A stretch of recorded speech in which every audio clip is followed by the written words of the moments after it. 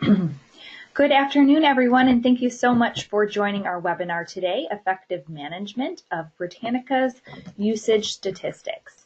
My name is Darcy Carlson. I'm the Director of Education Consultants here at Britannica.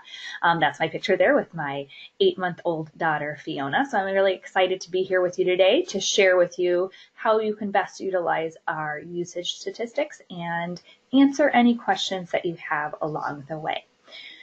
So just a few objectives for today's session. It should be pretty simple. I want to share with you how you can access your Britannica usage statistics. Of course, we want to make sure we can do that today. I'm also going to be giving you the definitions of the different categories of statistics, so that you know what each one of the categories means. And then we'll talk about new ways that you can increase usage, different ways that you might be able to do that. All right, so the first thing I'm going to do before we jump in and actually take a look at our statistics database is talk about the glossary of terms. I worked with our technical support to make sure that we had all of these definitions correct and also to see which ones that you're tracking through SC Discus. And so these are the 4 different categories that we're going to be looking at today. The first one is documents. So documents are all text-based resources. So this includes encyclopedia articles, our year in review articles. You're also going to find anytime a patron or a student has looked at a primary source document or ebook, a journal and magazine article, or any of our text-based learning materials. So basically anything that is straight text. Our next category is queries. So all queries include the keyword searches, so that's at the top level. Your advanced searches, so if a patron or a student chooses to look at our advanced search view, that's going to be counted. When a student or patron is conducting a browse, so that would be with our article and our media browse. The primary source browse as well, that would be more to the academic level. And any of the level and category filtering as well. So that specifically looks at Britannica Library, where we have the 3 levels of content. You're also going to look at multimedia. So we have a separate category for all of our multimedia, which includes our video clips, our audio files, so some of those speeches or perhaps a musical file, photos, illustrations, maps, interactive timelines, any of those multimedia lessons that we have on Britannica Library and Britannica School. And then finally, we're going to look at sessions. So sessions are calculated by counting the temporary cookies set for each browser. To access your Britannica stats, you'll just start at stats.eb.com. So let's start there. So you'll start by typing in your username and your password for your individual library or institution. So I'm going to click here to log in. We'll start by taking a look at an example for an academic account. I'm going to choose my start date as back here. I'm going to go actually back to last year. I'll do September 1st, and I'm just going to do that up till today. And then I can choose, again, monthly. I'm going to choose that. I like to choose my file format as XLS, so I'm going to choose that here. I always keep this checked. That's default. That means we're going to skip any empty rows that pop up. I can choose to look at just the grand totals, but I'm going to skip over that for now. And I can also click on Advanced Excel style.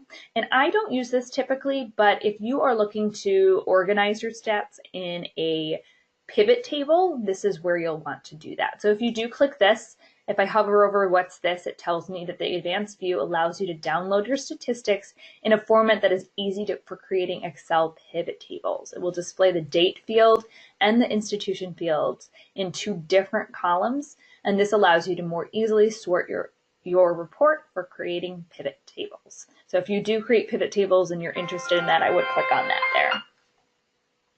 All right, so now we can come down here and look at our subscribed products. Now it says subscribed products, but it actually lists all of our Britannica products that use this particular reporting system.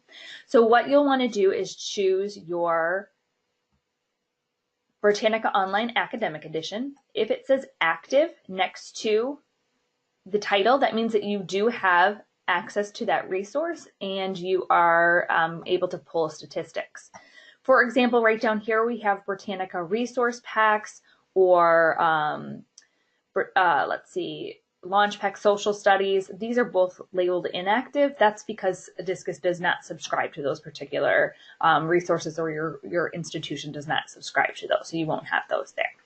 So I'm just going to pull up Britannica Academic. I can do multiple ones at here. So if I wanted to see how many people are accessing Britannica Library at my institution, if I want to see if they're accessing Escolar, so our Spanish reference at our institution, I can do that as well. But I'm just going to check right here on Academic and click Generate Report. All right, so you can see down here in the lower left corner that my usage report has downloaded. So I can open this up. And this is going to open up into an Excel file. Oops. All right, so here we have our usage report for Newbury College. So you can see that right up here. I have my start date and my end date. And then you can see it's kind of squished. So I always like to take my Excel spreadsheet here. I guess that one I didn't need to expand, but here I can expand these so I could see all of the titles. And here I'm going to see that. So here I'm going to find all my totals. That's total of everything. So basically it's calculating the sessions, your Britannica online sessions, which will be the same in academic. In Britannica Library, you're going to see that those numbers don't, there's 3 separate levels. And so that's why there's that separate column for those. So here you have the number of documents. So that again, that's going to be any of those text documents that were viewed by students. And then here we have the number of queries. So this is the number of searches. So we had 33 searches here. And then we had 12 pieces of media that were viewed. So again, that's images, videos, timelines, interactive maps, etc. Now let's take a look at an example for a public library account. Again, I'm going to choose my start and end date. So I'm going to do that here.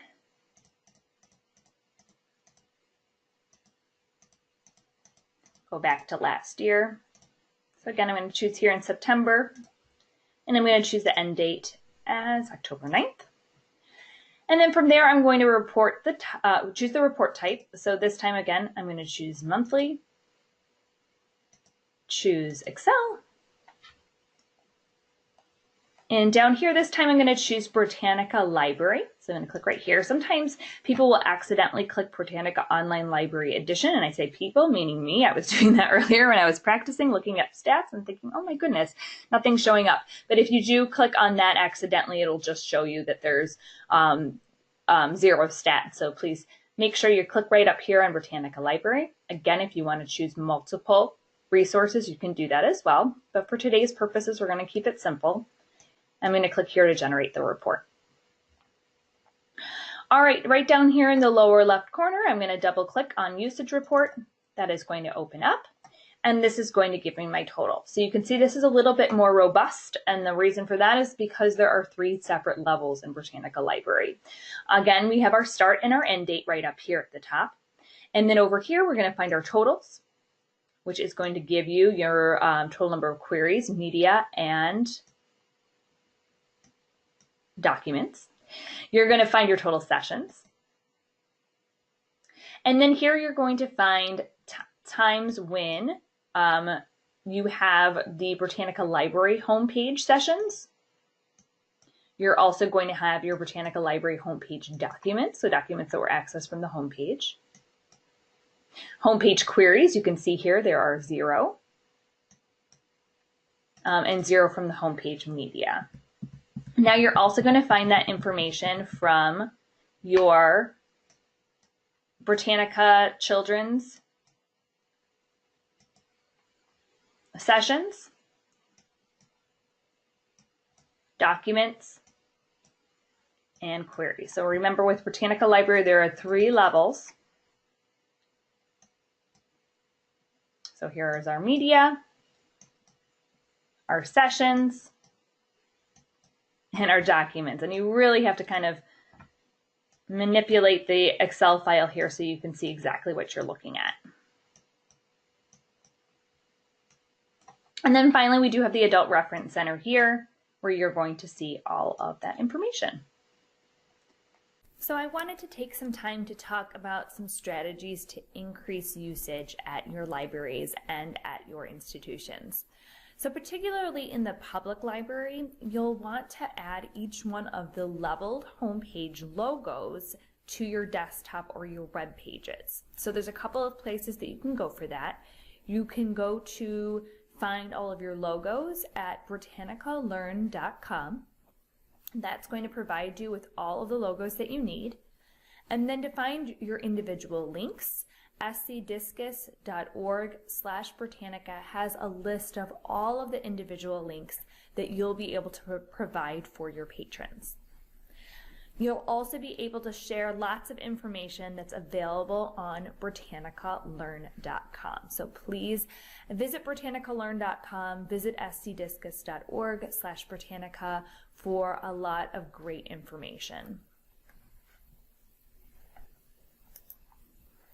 Well, thank you so much for spending time with me today. Please feel free to contact me with any questions that you have regarding your stats.